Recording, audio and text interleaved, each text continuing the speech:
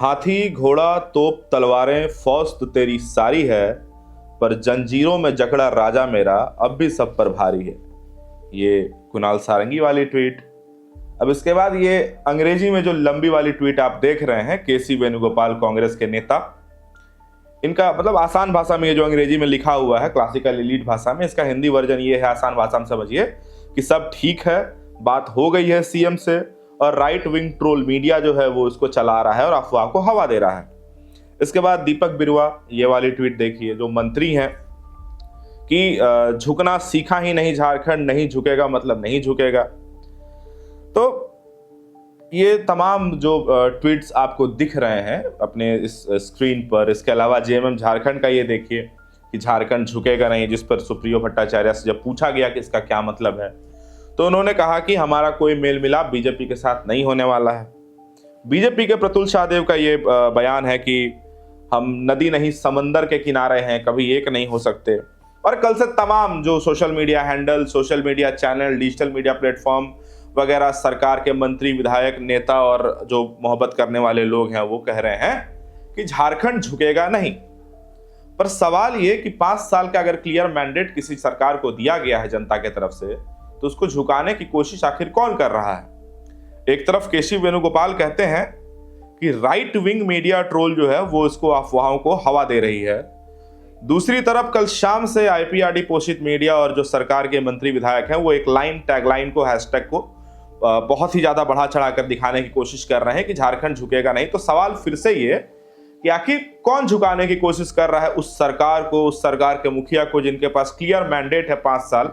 का और जिसमें से 1 साल बीत चुका है, जिसकी 28 नवंबर को बढ़ चढ़कर व्याख्या होती है रांची के मोरहाबादी मैदान में, कार्यक्रम किया जाता है, खुशियां बनाई जाती हैं, और उसके बाद अचानक से जब दिल्ली के लिए सीएम रवाना हो जाते हैं, ये खबर आती है कि इंडियन टीम के साथ उनके लंच या ब्रेकफास्ट या स्नैक्स पर उनकी मुलाकात होनी थी जो नहीं हो पाई। उसके बाद वो सीधे अपनी पत्नी और कल्पना सोरेन जो गांडे से विधायक हैं उनके साथ दिल्ली चले गए। उसके बाद ये खबर आई कि वो बीजेपी के शीर्ष नेतृत्व से मिलने के लिए दिल्ली चले गए और 4 दिन तक एक राज्य का मुखिया, हम खास करके हेमंत सोरेन की बात कर रहे हैं, कि वो छोटे से छोटे कार्यक्रम की भी जानकारी जब कहीं से आते हैं तो मीडिया से मुखातिब होकर के बताते हैं। कोई अगर अफवाह फैलती है या कोई अगर बातें होती है, चर्चाओं का बाजार अगर गर्म होता है तो मुख्यमंत्री सामने आकर के उस पर अपनी प्रतिक्रिया देते हैं, सरकार सामने आकर के प्रतिक्रिया देती है। और एक ऐसा मामला जिसमें पूरे देश की media, national media, print media, regional media, digital media, social media,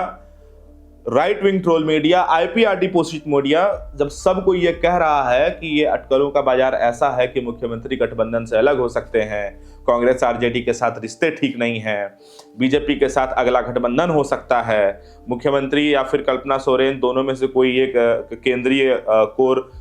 membership ले सकते हैं मोदी सरकार में एनडीए के अलायंस के बाद, तो इस पर कोई भी प्रतिक्रिया अभी तक नहीं आती है। तो फिर ये कैसे नहीं माना जाए कि जो धुआं उठ रहा है उसके पीछे कुछ ना कुछ आग जरूर है। अब जो अंदर खाने से बात निकल करके सामने आ रही है और सुबह से हमने कई सारे आर्टिकल्स पढ़े, उसके बेसिस पर हमने हर जगह से थोड़ा थोड़ा करके आपके लिए इसको बना के रखा कि हम आपको बताएं।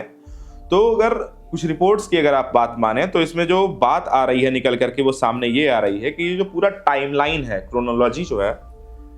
उसको अगर आप देखें तो राज्य के मुखिया सीएम हेमंत सोरेन, उनकी पत्नी सगांडे विधायक कल्पना सोरेन, राज्य के चीफ सेक्रेटरी अविनाश कुमार, झारखंड के गवर्नर संतोष गंगवार, ये सभी कोई दिल्ली में थे एक ही टाइमलाइन में। आप इसको समझिए कि एक ही टाइमलाइन में ये चारों के चारों लोग दिल्ली में थे और फिर कहीं से बीच से बात निकल करके सामने आ गई कि बीजेपी के शीर्ष नेतृत्व से देर रात या गुपचुप तरीके से कहीं पर इनकी मुलाकात हुई है। अविनाश कुमार जो चीफ सेक्रेटरी हैं उनके बारे में ये बातें बोली जा रही हैं कि उनकी पहल पर ही जो है कि बीजेपी की लीडरशिप से जो है मीटिंग जो है वो फिक्स कराई गई है। सेंट्रल के तरफ, राजनीति की तरफ ज्यादा झुकाव है कल्पना सोरेन का, ये बातें निकल करके सामने आ रही हैं। इसके अलावा जब अमित शाह से संतोष गंगवार जो झारखंड के गवर्नर है वो मिलने पहुंचे तो ये कहा गया कि गृह मंत्री और संतोष गंगवार जो गवर्नर है, राज्यपाल है झारखंड के, उनके बीच में भी इस पूरे मामले को लेकर के कोई गुपचुप तरीके से बातचीत हुई है। जो वापस उनके दिल्ली से रांची आने के बाद पता चलेगा। हालांकि हम आपको याद दिला दें कि इसके पहले वाले जो गवर्नर थे उनके पास भी एक चिट्ठी आई थी जो आज तक नहीं खुली, और वो गवर्नर साहब जब दूसरे राज्य में जाकर के प्रेस कॉन्फ्रेंस करते हैं तो ये कहते हुए नजर आए कि अगर वो चिट्ठी खुल जाती तो झारखंड में बम फूट जाएगा। ऐसे ही बम फूटने वाली बात बीजेपी के एक प्रवक्ता ने कर दी थी कुछ दिन पहले, जिसके अगले कुछ घंटों के बाद से ये पूरा का पूरा मामला जो है वो सामने आया था, जब उन्होंने कहा था झारखंड में फूटेगा बम, हेमंत होंगे जीवंत। और वहां जीवंत का मतलब राजनीतिक भाषा में किसी माहौल के, किसी चर्चा के विषय के केंद्र बिंदु में हेमंत सोरेन का आ जाना था। अब वो केंद्र बिंदु राज्य की राजनीति होती, गठबंधन टूटना होता या ईडी की कार्रवाई होती, इसके बारे में कोई जानकारी किसी के पास भी अभी तक नहीं है। ना ही ये सारी जो बातें हो रही हैं, ये चर्चाएं हो रही हैं, ये कयास लगाए जा रहे हैं, ये अटकलें हैं कि बीजेपी और जेएमएम का गठबंधन हो सकता है, इसके बारे में कोई ऑफिशियल जानकारी, फोटोग्राफ, मुलाकात का कोई समय जगह, किसी भी चीज की जानकारी किसी के पास है। सभी लोग कयास लगाए जा रहे हैं, दोनों साइड की मीडिया, दोनों तरफ के पक्ष विपक्ष, हर तरह के लोग। इस पूरी कहानी में एक नया नाम जो अब निकल करके सामने आया, एक और मीडिया हाउस की जो रिपोर्ट है उसके हिसाब से, कि दीपक प्रकाश, जिनका कार्यकाल अगले जून में खत्म होने वाला है राज्यसभा सांसद के तौर पे, उनका नाम निकल करके सामने आया कि वो भी चाहते हैं कि हरा और भगवा का मेल हो। ऐसे ही लाइन हमने पढ़ी उस आर्टिकल में, जो हमें लगा कि आपको बताना चाहिए कि दीपक प्रकाश का भी जो नाम है वो भी सामने आया कि वो चाहते हैं कि जेएमएम और बीजेपी का जो है वो मेल मिलाप हो जाए। पर आसान भाषा में समझने की कोशिश करते हैं अगर, तो मेल मिलाप इतना आसान दिखता हुआ नजर नहीं आता है। जेएमएम जिसकी आइडेंटिटी, जिसकी राजनीति ही इस बात पर टिकी हुई है कि वो आदिवासी, क्रिश्चियन और माइनॉरिटी वोटर का रखवाला है, उनके बारे में सोचता है, उनके हित के बारे में सोचता है, जिसको और जो वोटर बीजेपी को पसंद नहीं करते हैं, जो दोनों चुनावों में, लोकसभा चुनाव में भी और विधानसभा के चुनाव में भी दिखा, जिसका नतीजा, उनके साथ गठबंधन करना क्या इतना आसान होगा? क्या यह गठबंधन झारखंड का जो प्रदेश, झारखंड बीजेपी का जो नेतृत्व है, क्या उसको कमजोर नहीं करेगा? क्या ऐसे में सवाल ये भी उठते हुए नजर आता है कि इस समय जो आइडेंटिटी और जो पोजीशन आदिवासी नेता के रूप में हेमंत सोरेन होल्ड करके बैठे हैं, क्या उसका गठबंधन होने के बाद बीजेपी का जो आदिवासी नेतृत्व है उस पर असर नहीं पड़ेगा? कुछ लोग ऐसे भी नजर आए, जो बोलते हुए नजर आए कि अगर बीजेपी और जेएमएम का गठबंधन हो जाता है तो अगले 10 से 15 सालों के लिए बीजेपी का आदिवासी नेतृत्व ये भूल जाए कि हम उभर करके एक आइडेंटिटी के तौर पर सामने भी आने की किसी हालत में रहेंगे। बहरहाल इस पूरे खबर में जो मोटा मोटी आसान भाषा में हम आपको समझा सकते हैं कुछ की पॉइंट्स, वो ये है कि 28 नवंबर को राज्य के 1 वर्ष के वर्षगांठ पूरे होने पर कार्यक्रम हुआ, जिसके बाद अचानक बिना किसी कारण को बताए हुए हेमंत सोरेन और उनकी पत्नी दिल्ली चले गए। कुछ समय बाद उनके साथ में चीफ सेक्रेटरी अविनाश कुमार भी थे।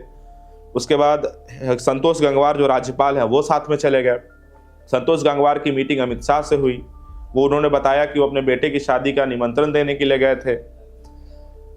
हेमंत सोरेन इस पूरे मामले पर दिल्ली में कहाँ थे, निजी काम से थे या नहीं थे, इसके बारे में कुछ छिटपुट तरीके से बयानबाजी हुई कि वो निजी काम से थे, लेकिन ऑफिशियली कोई भी बात नहीं हो पाई।